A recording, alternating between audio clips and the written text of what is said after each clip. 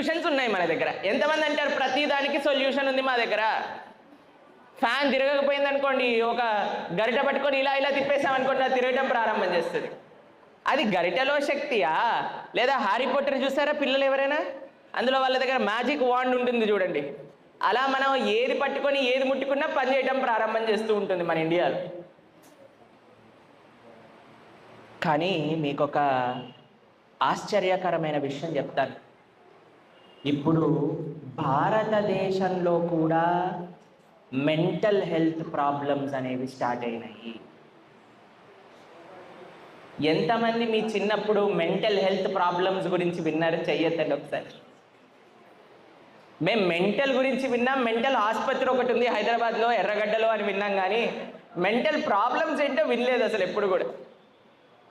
కానీ ఇప్పుడు ఆశ్చర్యం అండి, మేము ఎవరితోటి మాట్లాడుతున్నా సరే